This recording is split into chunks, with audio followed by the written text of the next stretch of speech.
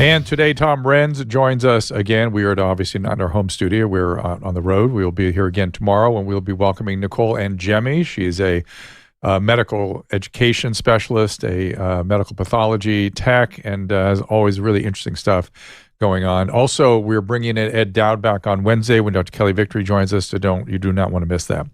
Of course, we have Tom Renz. You guys know him. He's the attorney from from Ohio. Hawaii? Interesting.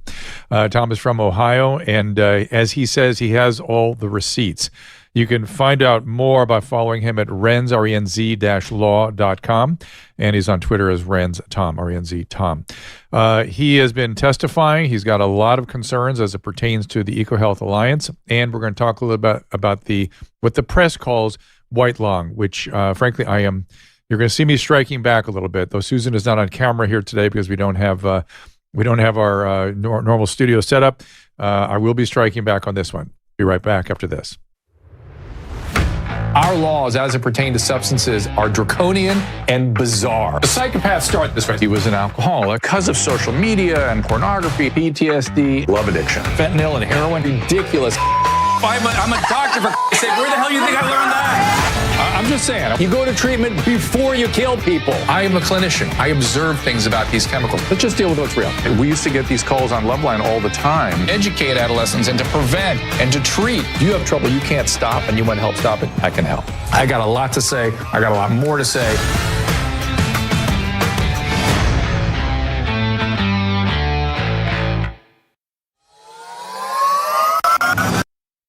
I think everyone knows the next medical crisis could be just around the corner, whether it comes in the form of another pandemic or something much more routine like a tick bite.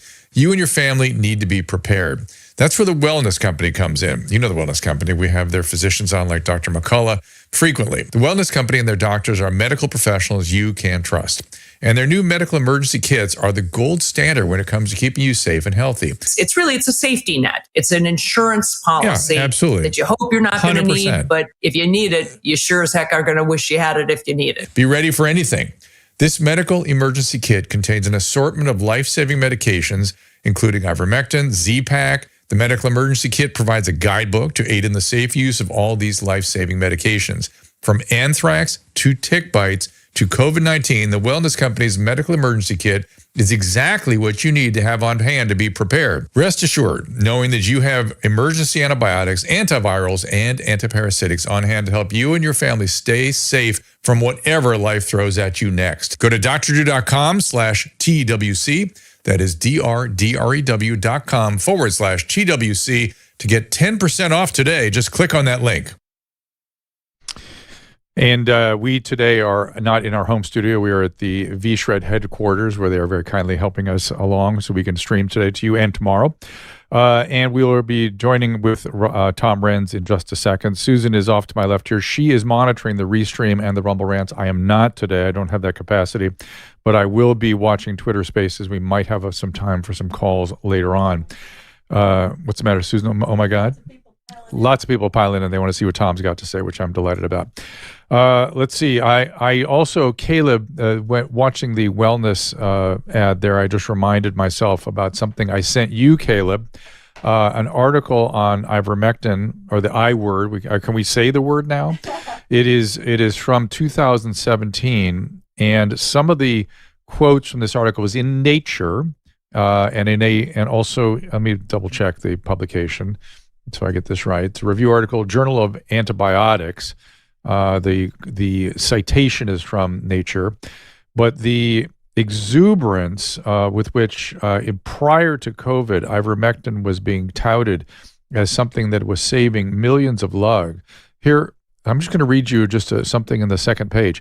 Perhaps more than any drug, this drug is for the world's poor. For most of the century, some 250 million people have been taking it annually to combat two of the world's most devastating, disfiguring, debilitating, and stigma-inducing diseases: onchocerciasis and lymphocytic filariasis. These are in Africa and Asia. These are very serious illnesses, and people take these medicines. And this whole article goes on to talk about its other antiviral and antibacterial properties and anti-cancer properties and all those things. I don't want to get too crazed about all its properties, but the fact is, billions of doses every year saved millions of poor people's lives and disfigurement. And this is a medication that our press just learned how to pronounce 3 years ago. And as they learned how to pronounce the word, they immediately had massive opinions about how this medication should and should not be used. I think that's a good way to bring Tom Renz in, because I feel similarly about, there it is.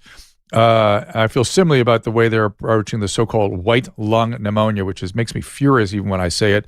Tom Renz, as I said, is in Ohio. Ohio lawyer. He returns to us with an update on the cover-up lawsuit involving EcoHealth Alliance. And Tom, welcome back. I'm glad to be here, Doc. How you doing? I'm good. So let's stop, since I have a bit of a head of steam on this so-called white lung thing. Let's talk about that first. As soon as I saw a headline that included the word white lung, I was like, oh my God, are you kidding me? Here we go again. Here's what causes a white lung. Pneumonia. Pneumonia causes a white lung on chest x-ray. That's how we know somebody has a pneumonia. Now, there are different characteristics of the white region. It can be lobar, it can be consolidated, it can be fluffy, it can be interstitial, lots of things. It's the white shadow that we look at on chest x-ray that tells us a lung is infected. Now, COVID in particular caused a diffuse whitening of the lung, really a near whiteout. So I'm in many cases that had the cytokine storm and all the horrible complications. And God knows how much of that was caused by the ventilators. We don't even know yet. But here we are. I'm imagining the journalists heard something about white lung during COVID, and aha, we can use it again. Is that what was going on here? Well, I'm not sure whether it's a journalist or whether this is from a little bit higher up, right? I mean, we know that the journalists were paid millions and millions of dollars to spread propaganda to sell these vaccines from the Biden administration, right? And I'm not trying to get into the political side of this, but the Biden administration literally paid millions of dollars to Fox News, CNN, everybody else. Are you talking, Tom, about the advertising on those news that Pfizer and Moderna and they still run ads, right? Or are you talking about the CDC public service announcements? Get your vaccine. Get your vaccine. Actually, I'm talking about the FOIA documents that Blaze Media obtained. It's been several months ago now, and I don't have them in front of me. It's been a while since I've reviewed them. But basically, those Freedom of Information Act documents showed that the Biden administration paid an immense amount of money to promote vaccines in these various news networks. Now, what does that mean?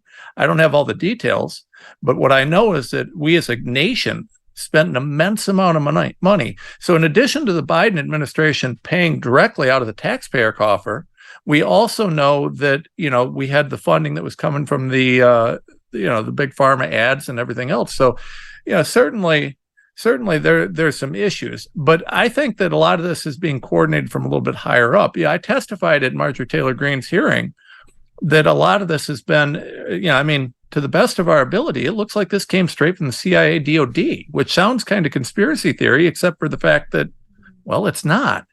We've got a lot of evidence on this, and we keep finding more evidence every day.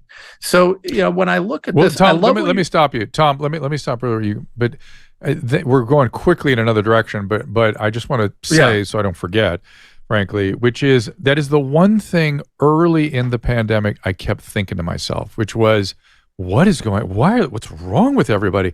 The only thing I could figure is that they're covering up, maybe literally for our own good. I don't like this "you can't handle the truth" BS, but maybe there is some giant international something going on here that the various defense departments are collaborating on these horrible things, and they really don't want us to know about it. That's the only thing that made sense for some of the nonsense I was hearing out of people's mouths. Well, yeah, and again, I'm eager to get there, but and I think we can go into that for sure. But I do want to, you mentioned white lung. And, one of the things that's really interesting about that, before we get into, the bad guys that cause this whole nightmare and who's manipulating and who's doing this and who's doing that, is, this white lung, I put out a Substack just today. And in it, I took some screenshots, CDC, right? So, listen, I'm a lawyer. I'm not a scientist. I leave that to you. But I can read, right? So one of the skills that you have to have as an attorney is you have to be able to read. I trust. Yeah. So what I do, and what part of my job is, if you're an attorney and you're going to litigate on things like COVID, I have to take the stuff that guys like and translate it to something that a jury pool member who's got a 9th grade education can understand, or even worse, a judge, right? So I've got to break this down to a real basic level. So this is what I did, right? White lung disease. What's that? Well, like you said, every doctor I talk to, white lung, well, that's what your lungs look like when you got pneumonia, right? Okay, so what's pneumonia? Well, pneumonia is a disease, right? It's caused by a virus or a bacteria or a fungus or all these sorts of things, but it's basically a disease that's manifested from an infection in the lungs. Okay, well, so I've got a CDC screenshot that says causes of pneumonia. And they mentioned flu virus, RSV, SARS-CoV-2. And one of the things that I hope we'll get a chance to touch on that I didn't really focus on when we were talking earlier, but is on that same page, and I think Caleb's got the graphic on this, but under causes pneumonia on the CDC website, one of the causes of pneumonia is actually listed as ventilator-associated pneumonia, which you were alluding to. But that's a little different. Which page is that, Tom? Which page is that, Tom, on your slides? That's the one that says CDC pneumonia, causes of pneumonia. I believe, I'm not sure. That should have been from the Substack. I want to. This is why you have to get expert witness on the stand sometimes to refine some of these points. So I'm going to play that role today. Okay. So please. What I was referring to was lung changes and scarring caused by barotrauma, which is not pneumonia. It is not pneumonia per se. The pneumonia of COVID was one thing, but there was also the alveolar filling caused by the cytokine storm, which was another thing. So there were 3 different reasons for whiteness of the lungs with COVID. The fourth, and the one you're talking about that's on the CDC website, is when you put an endotracheal tube into somebody's lung, it drags mouth bacteria with it, and you very frequently get significant pneumonias just from being intubated, okay? And by the way, having now a conduit between the outside world and your lungs with nothing to prevent something from getting in. It's another way that pneumonia gets in. So ventilator-acquired pneumonias is slightly different than what I was talking about, which was iatrogenic damage from ventilators. Different. Okay, so and super important what you're saying there.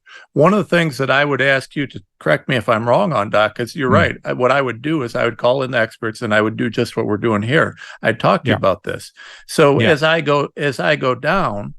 One of the causes of the atypical pneumonias that listed on the CDC again is mycoplasma pneumonia. It's one of the more common ones, very common. The other one, believe it or not, is chlamydia causes a pneumonia, not the chlamydia that causes vaginal infections. It's a chlamydia, similar organism, different subspecies, and then viruses. So that atypical pneumonia really means virus, chlamydia, mycoplasma, which mycoplasma being the one we actually treat. When somebody comes in with a community-acquired pneumonia, we put them on a macrolide, azithromycin. Now, there are some resistance patterns coming up now where people have to switch over to quinolone, and that works perfectly well. So people are sometimes putting people directly on a quinolone. But these are extremely treatable pneumonias, extremely. Absolutely.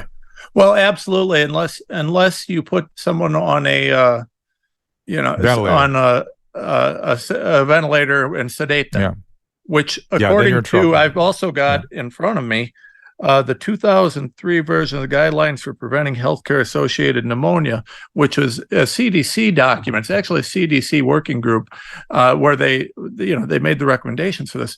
But I bring this up, and I'm overlapping a couple issues here, and I'm aware of that.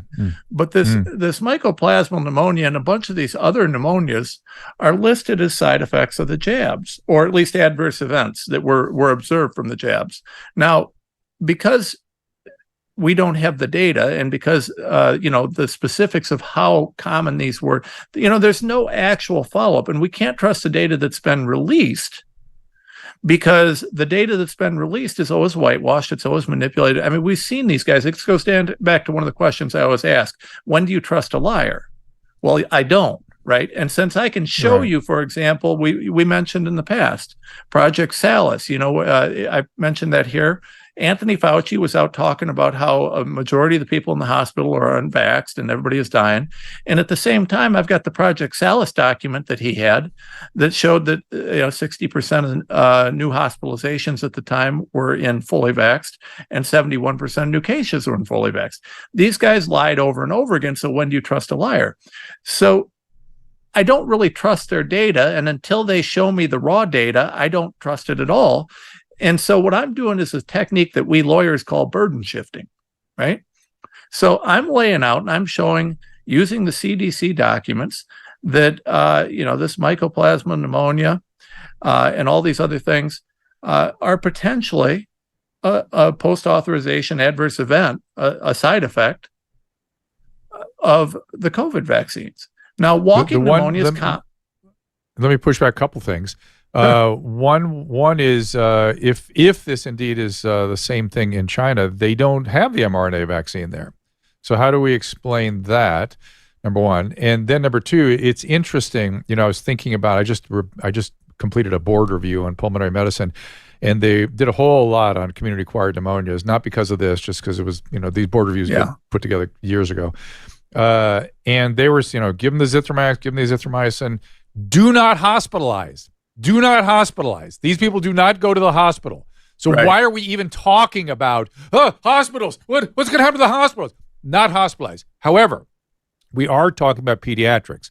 And this has really been one of the problems in the pandemic, which was we have pediatricians talking about adult medicine, and now here I am, an adult medicine doctor, talking about pediatrics. I don't know if they hospitalize atypical pneumonia with kids. I know we do not do it with adults, but that's one of the problems that's been going on. A lot of the public health directors at the state level are pediatricians making decisions about adult medicine. It was a mess, and I don't want to be a part of that mess, so I'm bringing that up. But go ahead. You were saying walking pneumonia. Well, let's tear apart what you just said, Doc, because I think you're dead right. So first of all, let's talk about China. I don't know what's happening over there, and if you trust the data out of China, well, you're a better man than I am. You're a much more trusting man than I am. I don't trust anything coming out of it. Is there an increase in walking pneumonia? What did they actually have in their shots in China? I have no idea. All I know is that if China's saying it, I don't trust it. What I do know is that there was talk about a big pneumonia outbreak in Ohio. There you go. Actually, thank you. That's perfect. And we see other places where they're saying, this is popping up in the U.S. They're worried about it in the U.S. Now, there's two different things happening. We have walking pneumonia, which apparently accounts for about 10 to 13% of pneumonia cases on a normal year. And so that's there. Now, if you want to gin up fear, you don't call it walking pneumonia. You rename it white lung disease, and you tie this all in. Here's what that headline means to me. By the way, and that 10 to 13%, most pneumonias are in very elderly patients. If you took that population out of your pneumonia data, I guarantee it'd be 40 to 60%, somewhere in that zone. Yeah. And again, I don't know the pediatric data. I assume it's the same, or even maybe more so even. And when I saw that headline, I thought, oh, we're having our usual outbreak. We always have seasonal outbreaks. Why is that news? Why are people reporting on a regional seasonal outbreak that we always have? Why is that being reported? What is going on here?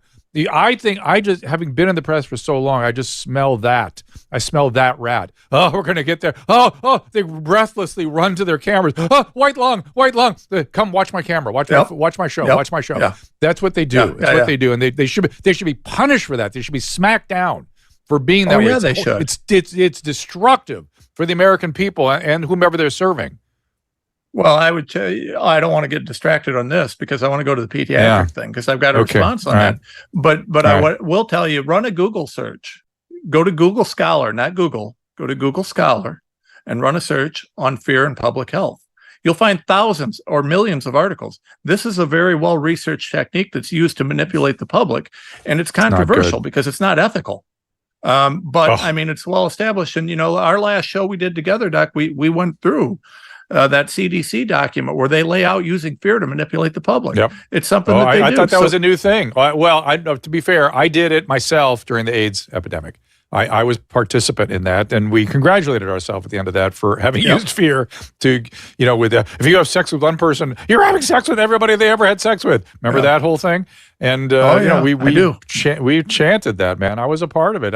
We thought we thought we were doing what was right. We thought we were going to prevent this from breaking into the public. And by the way, I told you this last time, Tom, we learned during the course of that pandemic that that's not how you change behavior. A whole discipline developed on how to change behavior. And it was, you create cases. You have people who are like somebody you want to reach, tell their story. If somebody like me explain the story, music, humor, that changes their behavior. That reaches them. Yeah. Me in a white coat in a box, zero impact on behavior. Yeah. Well, absolutely. And that's another probably 3 shows that we could do on that. But I'll tell you, let's talk about the pediatric aspect of this, right? Yes, please. I mean, you've seen the stuff, and I've yet to have any person show me pre-vaccine one healthy child that died from COVID. They didn't, right? So if we have an uptick in pneumonia right now in kids, what could be causing that, right? Now, kids weren't really injured by COVID, but if you put a gene therapy drug in their arm, and you don't even have to put a disclaimer on this because I have Pfizer and Moderna's SEC documents, they acknowledge that these are gene therapy drugs. So if you put a gene therapy drug in some kid's arm, and that kid's body starts producing spike proteins on a longer term basis, we don't know how long because there's no actual accurate data on that, but we know that you're going to produce that spike. We know that spike's going to run all over your body. And we know that the spike is the pathogen or a pathogen, and as far as COVID goes, right? I mean, unless you disagree. Calling it a pathogen is a little bit challenging, but it is the structure that seems to be associated with so much of the consequences biologically of the virus. And it really, why, again, another thing I always ask myself is, why did was it just so easy to get that spike protein? We had to go for it. Why did we choose that as the thing we wanted to use for our immune response? We had the nuclear capsid protein, which seems harmless. Why didn't we go for the nuclear capsid? Well, we'll get to that when I talk about the MTG hearing, but because I've got an answer for that too. But let me ask Really? Okay. Go ask me. Go ahead. Do. Yes, you want to ask me? I do. Okay. So let me ask you this. If the only difference between pre-COVID and now is the kids getting the vaccine, you see an uptick in pneumonia now, what's the most likely cause? Now, I understand that this is a correlation, not causation argument. Yeah, and Tom, I would say 2 other things. Because I really try to get to the truth, so I don't want us to run down a path. So yes, it could be, and I would argue that the FDA and the drug companies have an obligation to prove that it's not that. They have an obligation to prove it is not. I would, if I were the drug company, that would be my priority, number 1. Number 2, it could be the result of lockdowns, which is one of the theories about China, that they've not had the normal exposure to pathogens that would give them better immune response to these common outbreaks, and so the outbreaks become more widespread.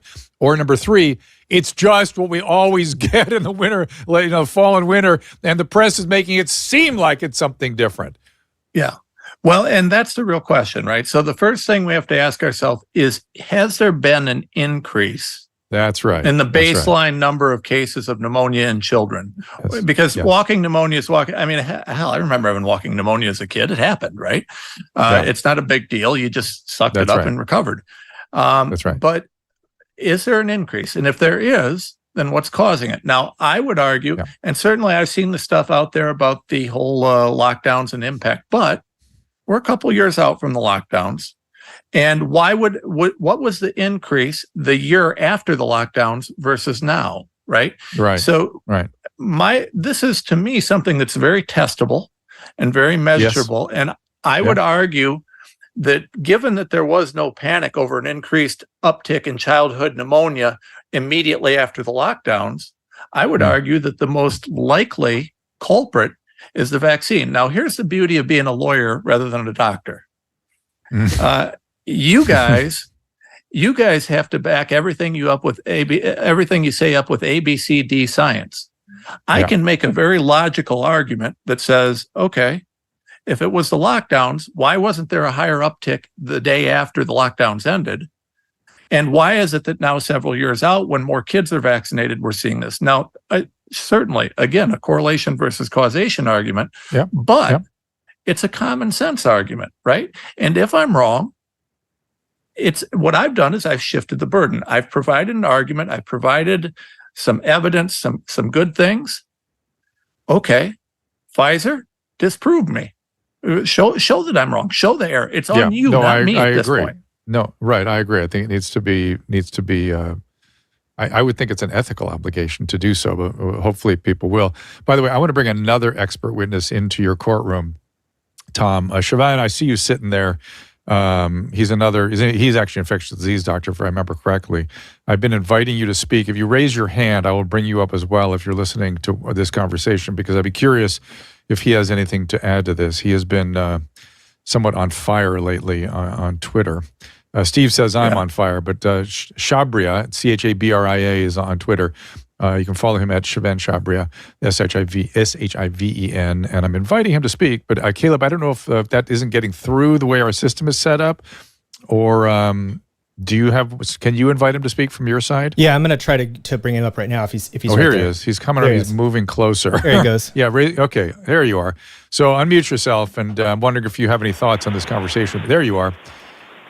You, sir, have been on fire lately on Twitter. Yeah, I got you, and I've been watching you on fire lately on Twitter, and I saw you there, and I thought, wow, you might be an interesting contributor to this conversation. Sure. You have to forgive me because I've been doing some house cleaning, so I've been in and out of the listening to the conversation. But yeah, I was listening to Tom, and I was listening to what you said, and a couple of points that I'd like to make. There's also the concept of immune debt. So we did kind of bring that up. We did bring that up, that the lockdowns perhaps caused something like that. Right, absolutely, and the whole mycoplasma thing. The more I think about it, the more I'm convinced that some of this is just what China does, and some of this is what our press does, which is let's conflate, confabulate, and confuse, create controversy, and whip up frenzy to get people to get back into fear and panic mode.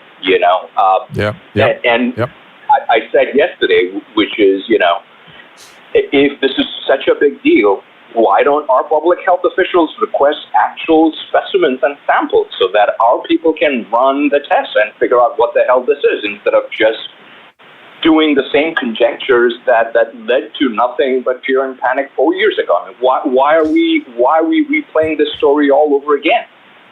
By the way, Dr. Victory was on Newsmax yesterday morning. With Deborah Birx. And man, did she sing a different tune. I was shocked. Her tune was, "We have great treatments for COVID. You shouldn't be worried about COVID. And by the way, RSV, influenza, mycoplasma, that's around too. Also quite treatable." Suddenly they're talking about treatment.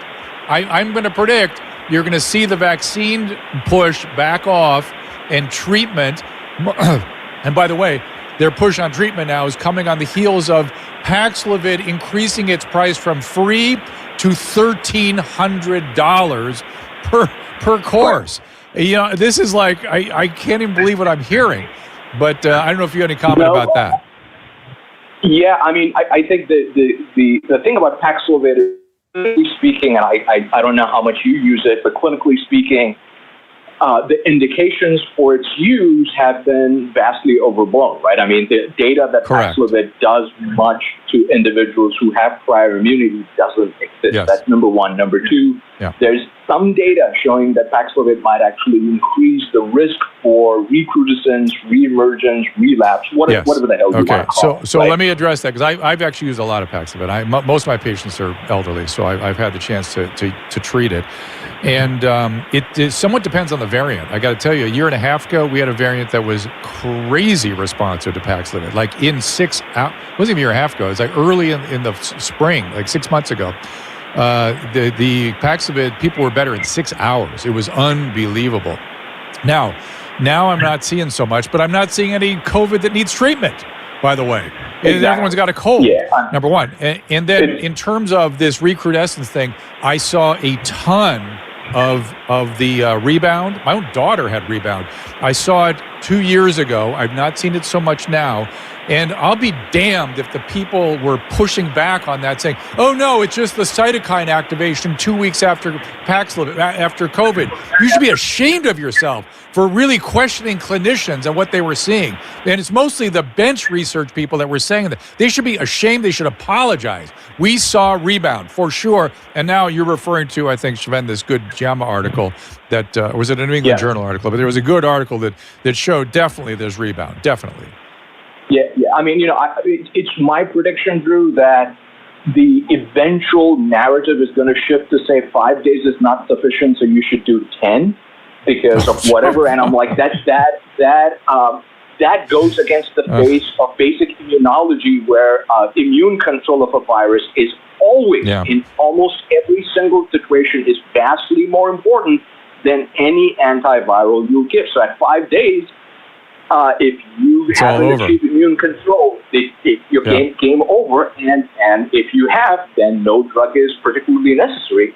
And the second point I'll make is that the RSV vaccine is on track for GSK to do $1 billion. So I think some of what you're hearing is sort of the pre-narrative being sculpted to say, RSV really is a big deal, and so let's shift the narrative to RSV. And I got to tell you, this is again that distinction, and this is Tom for you again, between pediatrics and adult medicine. Okay, I am a fan of the RSV vaccine for the elderly. I believe we are doing something for people for whom pneumonia is life-threatening. Very elderly. I've been using it like crazy. I think to good effect. I've seen no side effect. That doesn't mean children. All children should be getting that vaccine. Our risk-reward sort of diathesis has just vanished. And I worry that... go ahead. Didn't they just approve it for children? I think just a few weeks ago, or maybe a month ago. So I was like, really, what is the burden of our clinically significant, life-threatening RSV in children? Yeah, maybe newborn, yes, but by the time you're 2, 3, 4, again, it's another one of those infections that in the era before we had PCR diagnostics, we wouldn't even think of it. We wouldn't know about it. We wouldn't even know about it. I want to interject while I got two real smart guys on the line here, because I'm a lawyer, so I'm not all that bright. Like that. If we can't be self-deprecating, what do we got, right? How to disarm your on the witness stand. How to disarm your client. I'm okay at what I do. Anyways, so let me ask you this, right? So as we go through. And we see the number of times that the pharmaceuticals and FDA have lied to us. They've lied to us about the risk benefits of remdesivir. They lied to us about the risk benefits of COVID. They pushed hospital protocols that they knew were unsafe and that were, going to result in higher deaths. We see, and if we get to the hard science, right, we can go through and we can look at the authorization documents that Naomi Wolf and everybody have pulled out from Pfizer. And this, that, and other, and you can find numerous issues with all the studies. Mm-hmm. So I would ask you guys this, right? So we've got these new fancy drugs and vaccines that they got coming out. Sure, you haven't seen any long-term effects yet. How do you know? When do you trust a liar? Of the right. drugs? How do we know? How do we know what the long-term, short-term impacts? How do we know when everything they've said is a lie? When do we trust a liar? And we have so many instances of our government colluding with the big pharma and allowing situations to, where things are moving forward and they're just pushing outright untruths. Not a little bit off, not a gray area, not a variation of the truth, but just outright straight up lies. And Siobhan, I'm going to put you back in the pool here. Apologies, because I have to go to break in just a second. But I would say, Tom, not only that, but we have systems that are broken. If you look at my interview, I think as we were rolling in today, we showed a clip from Jessica Rose and Joseph Fryman. They are shining a light on the fact that the system that is supposed to sort of mitigate that, what you're describing, is more broken than the cozy relationships amongst these regulators and the pharmaceutical companies. So the very thing that is supposed to mitigate and protect is also broken. So even if you don't, and by the way, I have a bias, Tom. I don't like attacking pharma. They do a lot of good. I've been involved with them my whole life and always been upset when they got attacked. The recent situation, the recent history has made me open to things I really didn't think were possible. So I'm open to everything. I'm also open to other things, is my point. I'm open to the fact that, yeah. For the record, prior to COVID, I was 100% vaxxed. I was right up to date. And I actually, my wife brings up very frequently to this day, conversation she had with me in the mid-20-teens where she's like, hey, someone from Hollywood was talking about vaccines causing autism. And I said, oh, that's the dumbest thing I've ever heard. Do you really think a whole industry could be corrupt? I can only follow the evidence that I've seen put forth in front of me for the last 3 years. And it may be hard to believe, but it is what it is. And my problem always comes back to once you've demonstrated that you're a liar, once you've demonstrated that you would use a vaccine that has zero benefits on a baby, even though it might kill that baby, once you've demonstrated that you would do that for profit, when can I trust you on anything? So we're going to stop here for a minute and take a little break. I want to just say also, this is so strange, the circumstance that we live in these days. I've been good friends with Rob Schneider and Jenny McCarthy for many years, and I assiduously avoided this topic with both of them to maintain my friendship. Now I want them to give me some reading material. I'm like open to everything all of a sudden, and it's like so. I still don't want to. I do, believe pharmaceutical companies do so much good, and they also there's something going very wrong, and we have to kind of get this right so we don't throw the baby out with the bathwater is what I'm concerned about, obviously. Agreed. So here we go. Tom Renz with us. We obviously are watching you on, Susan is watching on Restream and Rumble Rants. You have something to say, Susan? She wants to talk to you guys. They're all listening. Big crowd. Okay, all right. And did you want to say something about who's hosting us here today? Okay. Thank you to VShred for letting us use your services here. So, all right. So we'll take a little break. We will continue on the Twitter Spaces and back with Tom Renz right after this. If you're trying to figure out the right present for someone, you will not go wrong with gifting the most comfortable sheets, clothing, and accessories that your friends and family have ever felt. Of course, I'm talking about Cozy Earth. Cozy Earth has the softest and most comfortable sheets, blankets, towels, PJs, joggers, and more, guaranteed. Susan and I love them. In fact, we still have Cozy Earth sheets on our bed. I slept in them last night. I was thinking of how great they were. And look at this. I'm wearing one of their super comfortable t-shirts right now. I just can't get enough of Cozy Earth. Their sheets are durable, machine washable, and come with a 10-year warranty against defects. So no surprise that Cozy Earth's brand has been featured on Oprah's Favorite Things for 5 years in a row. Whether it's their luxury pajamas, super soft bedding, loungewear, or plush bath towels, you will love shopping and gift giving at Cozy Earth. Here's my gift to you this holiday season. Go to CozyEarth.com, enter code DREW to save 40%. That's CozyEarth.com with code DREW. CozyEarth.com, code DREW, save 40%. Thanksgiving is almost here, which means it's time for the best Genucel sale of the year.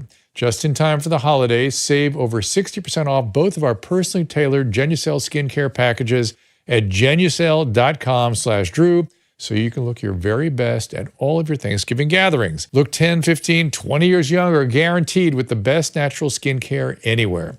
Take advantage of Genucel's best sale of the year and say goodbye to fine lines, crow's feet, puffiness, and dark spots. The Genucel experience is like no other, but don't take my word for it. You will look and feel your absolute best or your money back, no questions asked.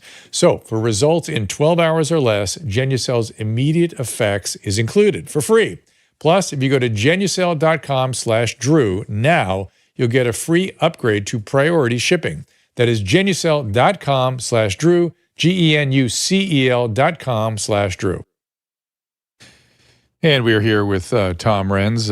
It's a somewhat interesting conversation today. You can follow Tom on Twitter at RenzTom, RENZTOM, obviously. And his website is Renz, RENZ-law.com. All right, so Tom, I've managed to divert you from the material for which you have come to talk to us. I believe it's all some of this is all the same zone, obviously, of stuff. But you had some very specific material about EcoHealth Alliance and whatnot that you were beginning to zero in on, correct?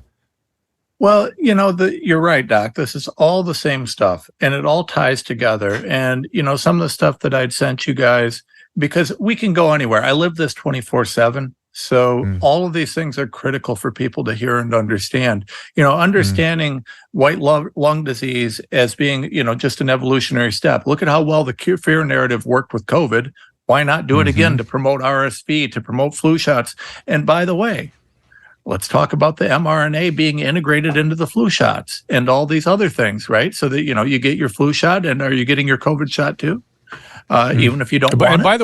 By the way, I saw ads for that, and I have seen some reports, some good published peer-reviewed reports of significant adverse events from the combo of the high-dose flu shot and COVID vaccine.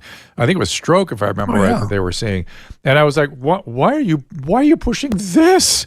It's one thing to push them both. I get it, but now you're pushing them in that combo shot where there's been what are we doing? Well, listen, this is really relevant, and we can go wherever you want to go on this, but I think this is critical. You've got to understand these mRNA shots. First of all, I don't know if you saw this a few weeks back. I broke on Twitter.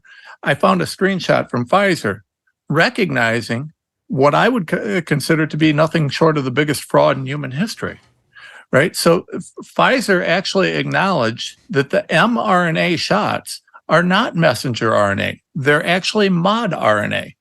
And, that tied in with, I just did the little booklet, and it's a tiny little thing. It's like a 20-page or like a 70-page, 20-minute read that you can do that's mod RNA, Why It Matters, and other essays. Is the 404 series book. I just did the little book on this because what we found is that none of these vaccines were actually messenger RNA. Messenger RNA, and I'm not telling you anything you don't know, Doc, but messenger RNA is naturally occurring. It's used in your cells to carry messages, essentially. Well, that's fine and dandy.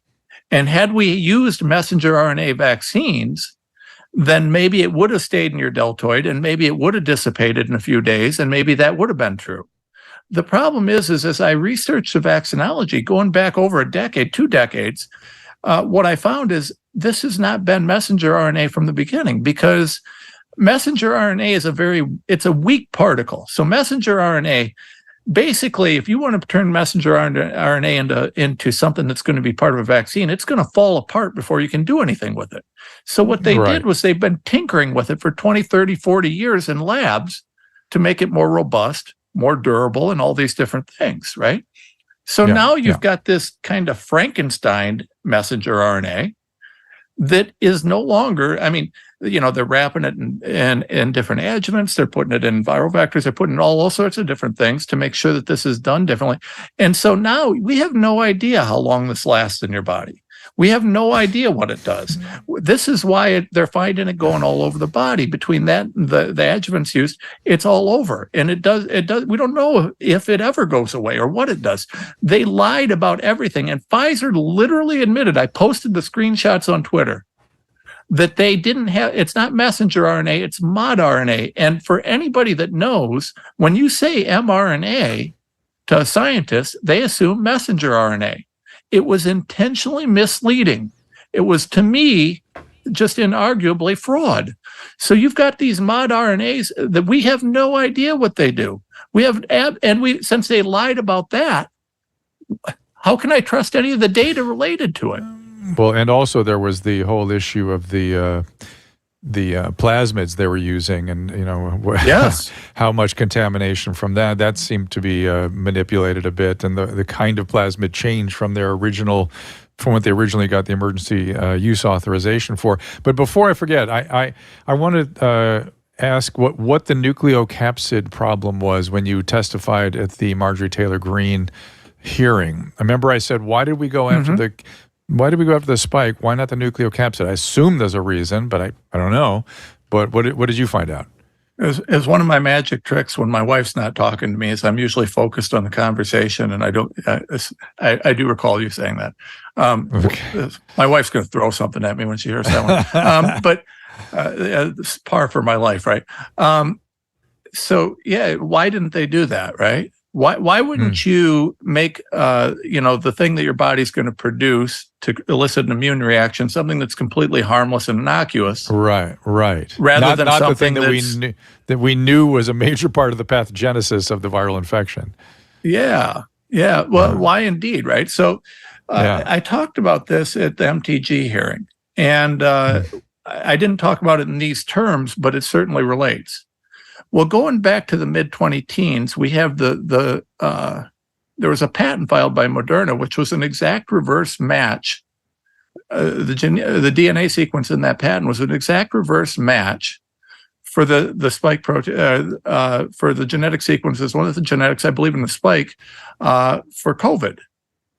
Well, someone did a study on this. Hold on, for coronavirus, right? Not COVID-19, but a coronavirus that's related, no, right? COVID-19, I believe. Okay. Believe. Because there was a lot of stuff flying around China and the United States, about the spike protein. There's a lot known. There is. And there was a study done surprisingly. on this. Yeah. There was a study done on this, and they ran a study to see what the odds were of that being a coincidence. And it was like 1 in a billion. Now, I actually cite that in that study in one of my lawsuits, because again, so this points to this vaccine actually being in place a long time ago. And I testified to this, right? Because if you look at bioweapons development as a field, right? Bioweapons development and gain of function research are two names for the same thing. Right? Yeah. Really, the only distinguishing characteristic is the intent behind it. If you're doing bioweapons development, you're developing something to kill someone. If you're doing gain of function work, you're developing something that could kill someone, but under the guise that you're going to try and save them with it. With a vaccine. You're going to make a vaccine for some of the awful things. Yeah. That's the conceit. Yeah. And you can see easily how that could be adulterated, how easily it could slip. What bureaucracy wouldn't slip? You know what I mean? Why is that surprising to people? Snake oil salesman, right? You create the disease, you create the cure. Well, so I presented something at the hearing that's pretty phenomenal. And if Caleb's I've got these redacted documents that I sent you guys today, and I presented these at the hearing. Now, which ones you want? The ones with the huge. Start out with the one that looks like a table of contents. It's mostly black. All the other five are pretty similar. There's about six. There it is. That one. Tom. Uh-oh. At the very top, this says Moderna. Uh-oh. Be careful with this, because I have to protect this whistleblower big. Like I had to do this. I actually had to put my name on a declaration under penalty of perjury. So I put myself at risk by doing this, because I have to protect this person, right? So this whistleblower, they've got this information, they got this data, and what it is I can verify through chain of custody that these records that I received were obtained properly. And, I've got a declaration from the whistleblower under penalty of perjury that these were properly obtained medical records from the military. Okay, so this individual in the year 2014, according to these medical records, had 5 different instances where he received a Moderna COVID-19 vaccination. To me, that sounds ridiculous, but there it is. Records. Why was it there? I didn't put it there. And how could there be 5 of them from the year 2014? 5 different instances. Each instant had a separate medical record, filled out separately, sometimes by different people. And in each one of those, they got a COVID-19 vaccination. This is the year 2014. Now, how could you in 2014 even mistakenly write Moderna COVID-19 vaccination? It didn't. So this presents a lot of questions. And I'm not going to tell you guys that this proves that there was a COVID vaccine in 2014. But let me ask you a few questions related to this. Let me kind of take you through my logic. So I get this. I can verify, and I actually put myself under penalty of perjury where I said, I've done the steps necessary to do the due diligence I believe proper to demonstrate that this is true and accurate. So I can verify this to the best of my ability. I've got this document that says, this guy got I got 6 different documents pointing to a COVID vaccine. I've got the fact that if you believe the official narrative, Trump said, hey, we're going to create a new vaccine for this. And 3 days later, someone said, hey, we got one. That isn't how it normally works. You've got all sorts of government documents showing that PPE, stuff was being sold during 2019. You've got all of the different things, the tabletop exercises, all these different Event 201, all these different things where it looks like people were planting or planning for a disease. At some point, and Doc, I told you, before all this started, I'm a mainstream guy. I never, and much like you, I actually you had to resonate with me because I hear myself, right? 5 years ago, you asked me about this. I'm saying this Renz guy, he's nuts. It's a conspiracy theory. But now I keep looking, and everywhere I look, I've got another document pointing to the same thing, that this was planned, that this was organized, and that this was orchestrated, that our Defense Department and our CIA were involved. One of the things that I can't share the paper trail on is one of the names associated that's redacted with those documents. One of the guys that supposedly gave the injection related to those documents. And the reason I can't share details on this is because I can't verify. I had some people in the military, tell me that they verified this because they're people I trust. And they claim that this guy actually worked at a bioweapons development lab. He wasn't even a doctor who was given this injection. Maybe that's true. Maybe let's stop there. Let's stop there. So to me, I could make a non-sinister narrative out of that and say, I know that people were working on coronaviruses in China and the United States and Ukraine. Sure. And there were lots, and they were very focused on that spike protein and its structure. And it makes sense to me that they might have been messing with vaccines that just, they didn't expect maybe to use even, but maybe they had to use it on people potentially in the bioweapons or the biolabs. Even though they knew the spike protein was a little more problematic, they didn't develop that particular vaccine for mass distribution. Let's say it's not even COVID-19. They just called it COVID-19. You know what I mean? It might have been kind of a different agent and a different vaccine. And then all of a sudden we have an emergency and Trump goes, pull out all the stops, figured a way to, and they just kept it, they just evolved it all the way to the present vaccine, right? That's not to me, that's not very sinister. The sinister part is that we're doing bioweapons and gain of function work, and we need to have vaccines and things. That's the sinister part. But I don't need to have a sinister explanation for why that happened. It's interesting, that's for sure. But what do you say? Well, here's the important part of it is this. First of all, if that's the case, why lie about it? Why not just own it? But I totally agree with you. And that's what's interesting in this whole story. When there's things that I don't understand, I always think to myself, I wonder if they're hiding something because they need to, so to speak, not just because they don't think we can handle the truth, but if they release the truth, I don't know what. I'm not a CIA. I'm not a Defense Department person. It could have adverse impacts on people they're trying to save people from. I don't know.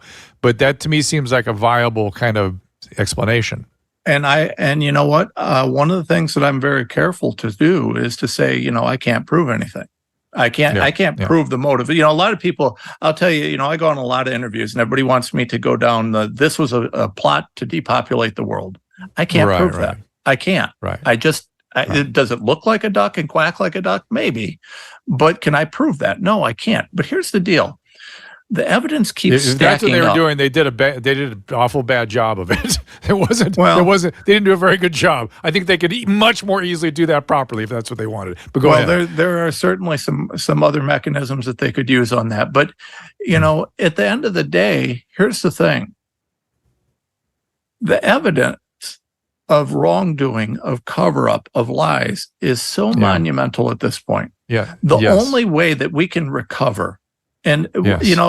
at the end of the day, we've got to get to brass tacks here. How do we regain trust with our healthcare system? You're sunshine, right. fresh air, sunshine, truth. Bring it out in the Pharmaceuticals are a open. necessary thing in this world. What would we do without antibiotics? But, oh my gosh, how can I trust these people? And the only way to do this is to release everything, to get all the data out there, to quit lying, to quit covering up. And until that point, now I got to be honest, I've gotten a little more cynical than you are at this point. Because why? What happened? What put you over the edge? Because you were with me 5 minutes ago. Now, what made you more cynical? Well, I am with you in general, but I've become more cynical in terms of being unwilling to ascribe guilt. And the reason for that is, Doc, is really simple.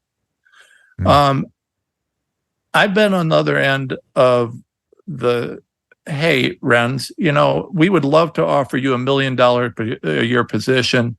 You'd have to drop this work that you're doing, but you'd do great in this, and you could work 5 days a week and not 90 hours a day, and you wouldn't get hip pieces. I've been on the other end of, hey, Renz, we've got what the FBI has determined to be credible death threats for what we're putting out there. What can you do to keep us safe as a lawyer? I have clients that I've signed for that purpose. Okay. I've been on the other end of, from during 2021, especially when we had so many people being murdered in hospitals. And I was one of the only attorneys fighting this. I'll tell you, this is one of the hardest stories, and I get a little bit like I'm in touch with my toxic masculinity for sure, but this one's a hard one for me to tell.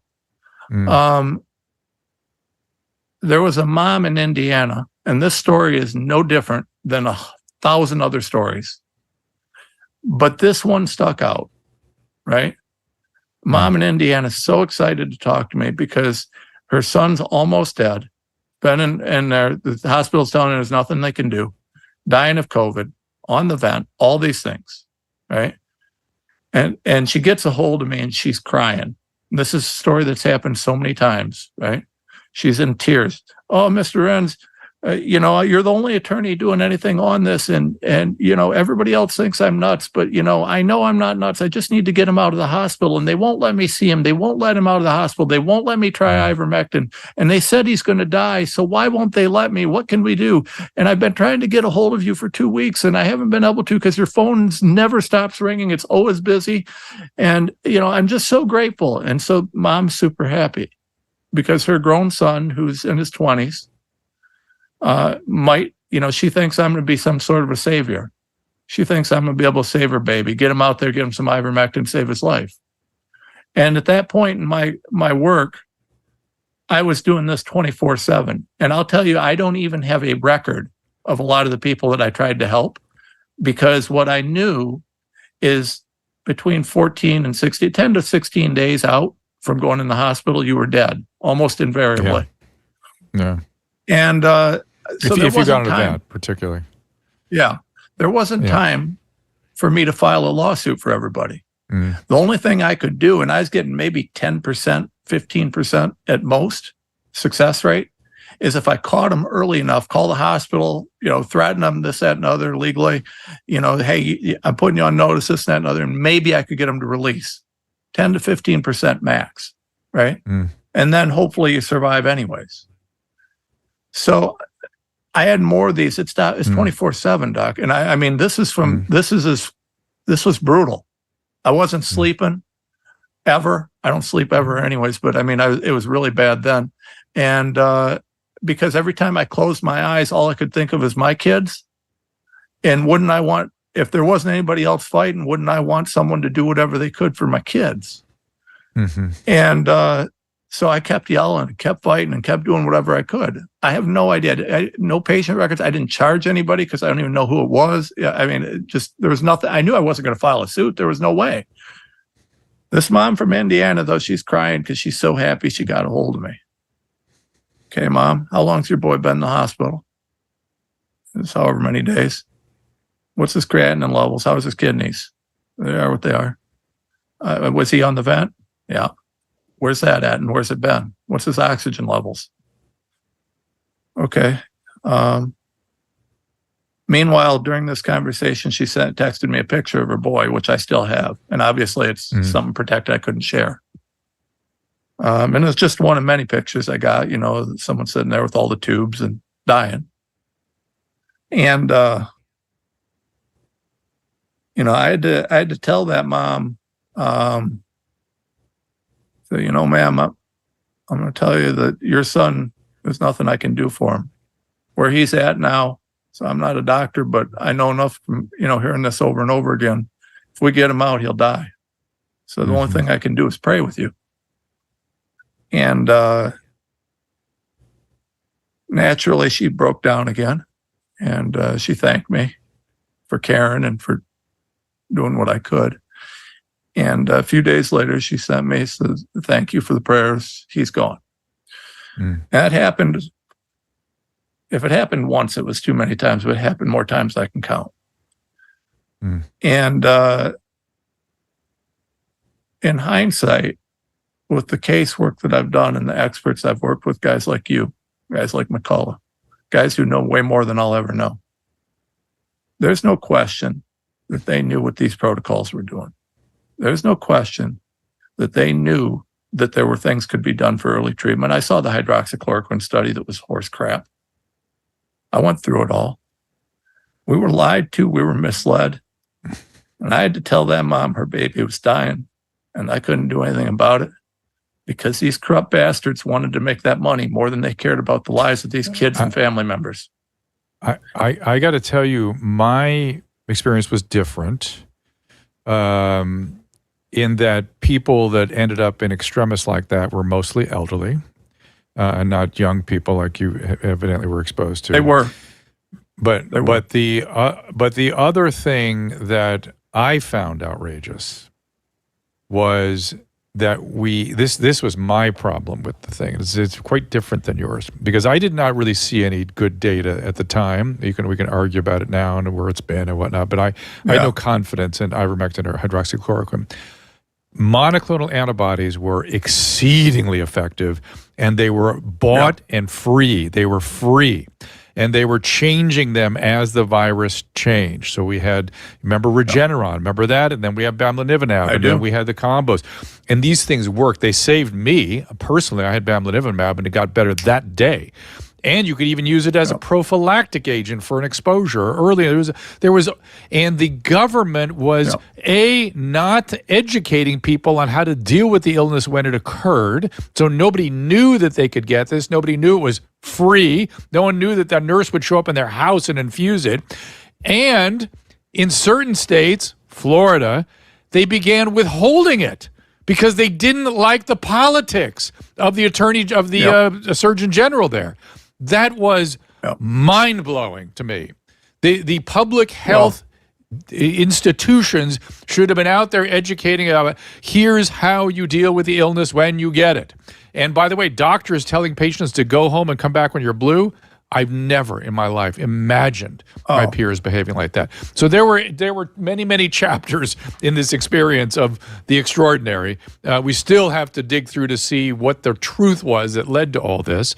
And then you're trying to figure out, was this vaccine, or was it pre-existing and we just accelerated it, or is it a new vaccine, or why the spike protein? We're still reaching in the dark in a lot of these areas. We still don't have the full history elucidated. Would you agree? That's true, but I will tell you this. I had data back in, I'd have to check the date, but I had whistleblower data. The summer, I want to say summer of 2021, I had some whistleblowers who came forward from Medicare, Medicaid, Social Security. And I'll share this presentation one of these, if you want to, I'd be happy to come back and share it with you because it'll take a little bit of time to go through it. But by the summer of 2021, our government had said that they were going to track Social Security, Medicare, Medicaid, this, that, and other. We had the DMED data. We had all these things. They were tracking this. And I've got data from Texas, red Texas, because everybody wants to make it a red-blue issue, right? It wasn't red-blue. Everybody sold out. And I'm going to tell you, I got data from Texas showed 90% of the people put on event were killed. 90%. So you're telling me 9 out of 10, you're telling me that the doctors who were treating this didn't notice? You're telling me that they're going to say, no, you can't try ivermectin when 9 out of 10 people going on that vent's going to die? I mean, listen, at that point, you can try whatever you want to try. Right. I agree with you on that. That was my point in the whole thing. If doctor wants to, I don't care if the doctor wants to sprinkle fairy dust. We're in trouble. Yeah. Go ahead. Have at it. I mean, budesonide was sort of arrived at by accident. Fluvoxamine, there's been some positive studies on that. You know, the things that were completely marginalized have shown to have some utility. And I agree with you. Whatever the doctor, the patient, the family wanted to do, they should have been able to do whatever it was. But back to your point about the ventilator, we were treating numbers, not patients, it seemed to me at that point. We were treating people who were severely hypoxic as though they were in imminent danger of demise. And we don't know that. All we know is that once they got on the ventilator, they were in imminent danger of demise. So that's another historical thing that's got to get sorted out here. Well, let me provide my skeptic's view, right? Like I said, from the jaded side. Because again, 5 years ago... Fully jaded. I'm partially jaded. You're the fully jaded. Fully jaded. I'm about as jaded. Well, because remember, then the doctors who fought it ended up coming to me to defend their license. So, I mean, it was... So let me offer you this. Let's think about this from the top down. So you've got your treatment team, the guys at the hospital system that decide the protocols that they're going to implement. Yes. So you've got, you don't have many independent doctors anymore. Almost everybody's part of the system. But right there was new information. I didn't know that we were so dependent on clinical pathways and how we treated our patients to be handed down from an administration, not a professional, not an infectious disease group, from the administration from on high, or you lose your job. This was brand new information to me. And I remember when during COVID, I was trying to help people understand what was going on, and I interviewed ICU doctors, pulmonary doctors every so often. And I remember I was very focused on how we were going to deal with the cytokine storm, because that's what was killing people, to be fair. And we started talking about tocilizumab, and that was starting to show some efficacy. 3 weeks later, I talked to that doctor, and he goes, "We're not allowed to use it until we've done this, remdesivir, and then their oxygen saturation has to still be below that. Then we use tocilizumab." And guess what? It is kind of working there. It's like, why can't you use it when you want to use it, when it's your judgment that that's in the best interest of the patients in front of you? Not that you have a checklist that you have to go down. That's not the drug companies, Tom. That is the weird infrastructure of medicine right now, which is all let me explain that. Done from on high. Go ahead. And insurance companies and lawyers have something to do with that, to be fair, because they have all to do with it. Okay. I'm about to tell you where that actually comes from, because this is where the lawyers need to hear or doctors need to hear the lawyers, because you're right. You don't have the freedom to be a doctor anymore. Well, where did that come from? Well, let's think back. When did the private doctors, the private practice doctors, really start going extinct? Right after Obamacare. The paperwork, the electronic medical records, all these things, it was too much. You couldn't be in private practice anymore. So they consolidated. Well, what happened? Well, we saw the small systems consolidate into the big systems. And we saw what that did. Exactly right.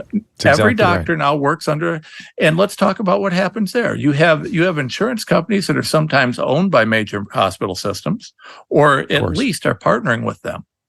Everybody's scratching each other's backs, and the government's involved with it as well. And you've got three different groups that all determine the treatment that you get as a patient and what you as a doctor can provide.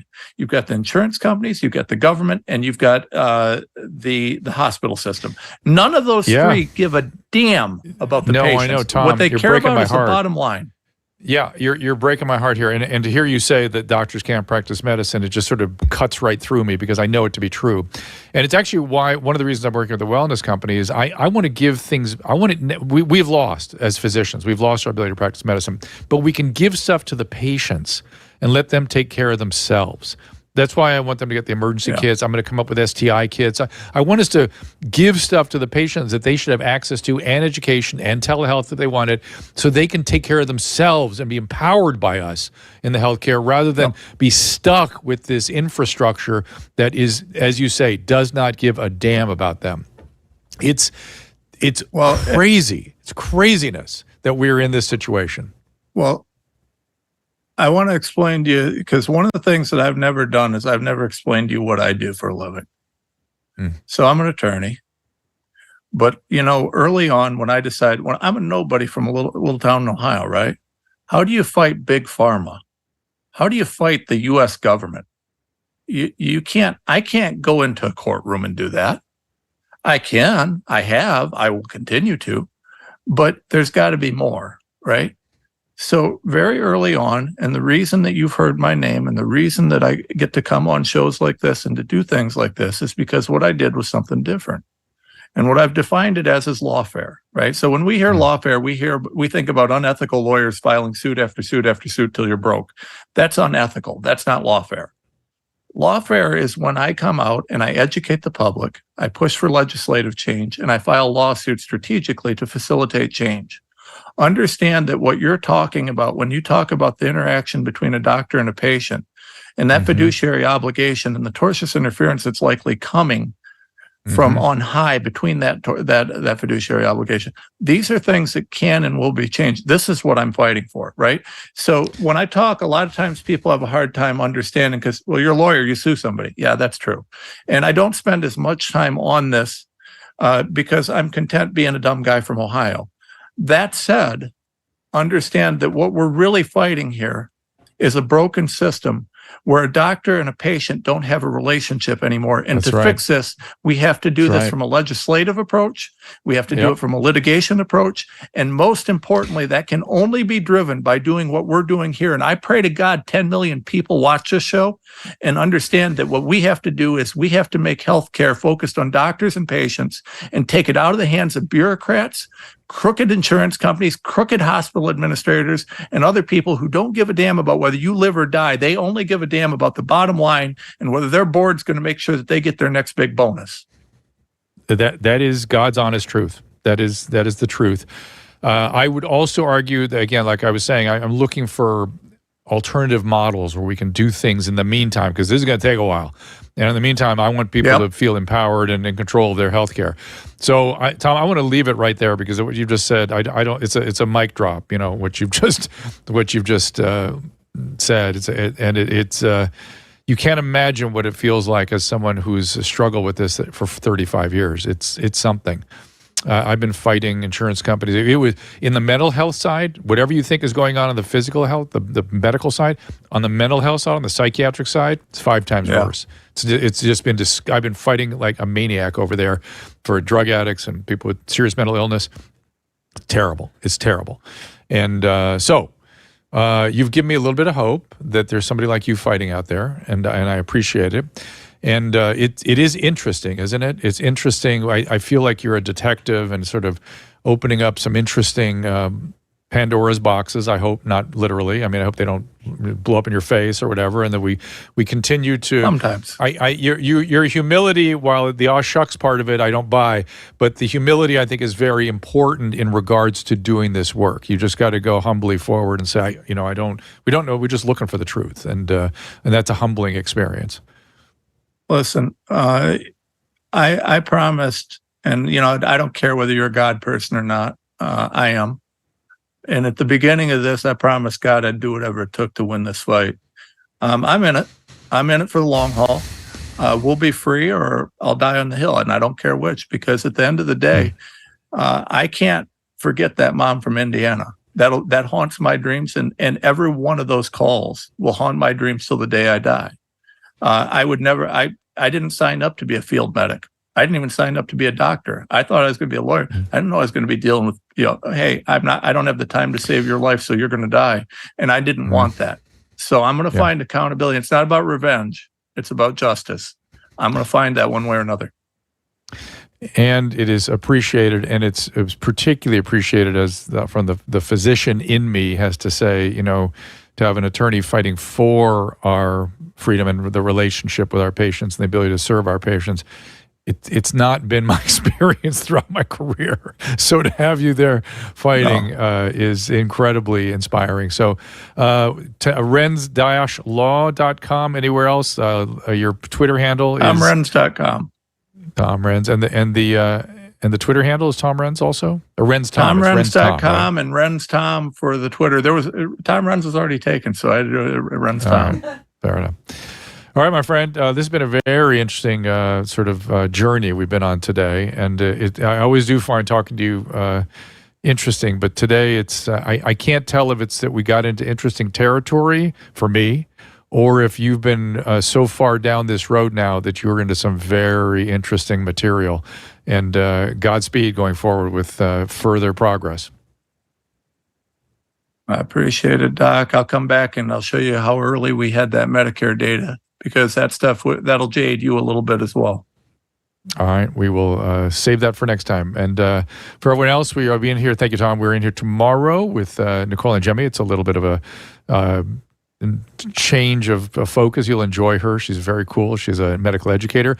Ed Dowd, that will be, again, breathtaking to get some more numbers in here. Salty Cracker on December 12th. Senator Rand Paul coming in on the 13th, an early show with Mary Bowden. We have Brad Williams the 21st. We have a bunch of great guests coming up down the road. Keep an eye out for that. And we're running into the holidays. What's that, Susan? Hold on. Here you go.